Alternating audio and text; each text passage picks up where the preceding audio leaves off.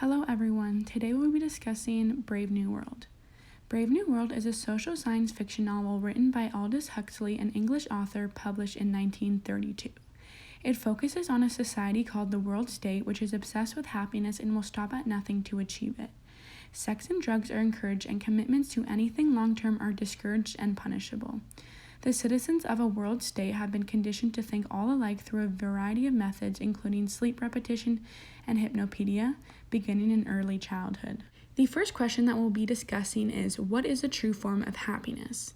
This question came to my mind many times when I was reading the novel because I noticed that in times of anxiety and unpleasant feelings, the citizens of the world state take a pill called Soma.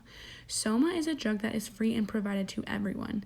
As soon as a citizen begins experiencing strong negative emotions, they immediately feel the need for Soma and may even have to take a Soma holiday. This is encouraged through hypnopedia with sayings like, "A gram is better than a dam." In our current society, Soma would be equivalent to Valium, and in small doses, Soma makes people feel happy, and in large doses, it creates enjoyable hallucinations. I asked myself, is this why they are always happy and live in a perfect society? However, there are also other forms of happiness in the novel achieved through psychological conditioning that makes the citizens love their job. The World Controllers also ensures that no one will ever feel intense emotions through eliminating families and long-term relationships. I found this resource called Grade Saver that discussed the different themes in the novel while I was browsing on Google and felt that it was a reliable and informative site. I feel it not only talks about the forms of happiness depicted in the novel, but also the consequences. From this resource, I saw a different perspective of obtaining such superficial happiness.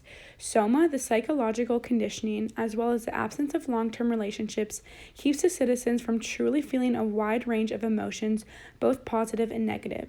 Deep thoughts, new ideas, and strong passions are virtually eliminated. The world state controls you by making you so superficially fulfilled and happy that you do not even care about your personal freedom, thus making you a slave to the world state.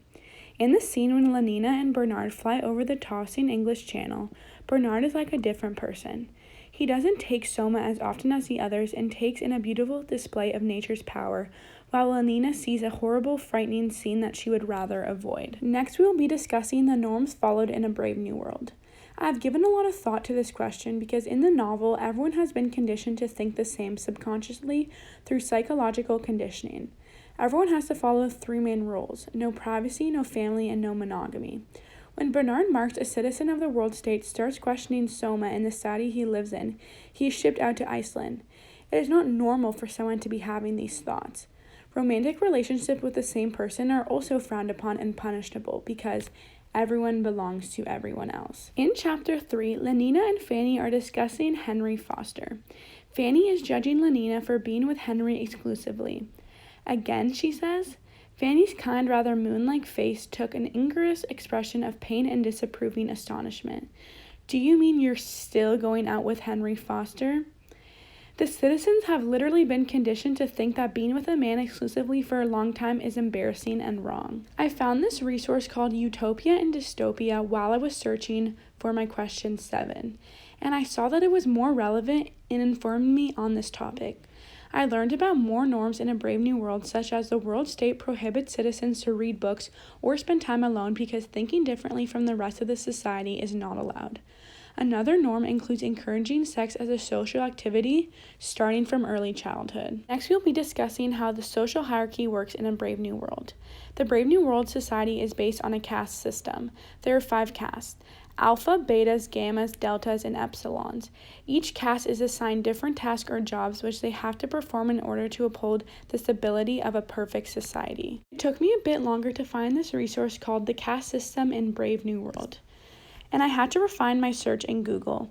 But I finally stumbled upon this very interesting resource that educated me on multiple topics. I learned about the caste system in India and saw multiple parallels in the novel. In the Indian caste system, physical appearance dictates the caste of a person. The higher class is expected to be taller and with fairer skin. The lower class are short, dark-skinned, and have wide noses. People of each caste only seek relationships with others of their same status. Aldous Huxley took this idea and applied it to each caste in the book.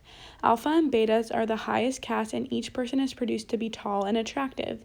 In the gamma class, everyone is average looking. The delta and epsilon class contains short, frightening, and ugly looking people. In the world state, you would never see an alpha citizen with an epsilon. That would simply violate too many social norms. To quickly conclude, I am most looking forward to answering my first question. What is the true form of happiness? Because I don't think that there is a consistent answer. It would definitely vary for each person, and each person would have their own forms of happiness. I am looking forward to be learning more in the future of my own various forms of happiness. Thank you so much for listening.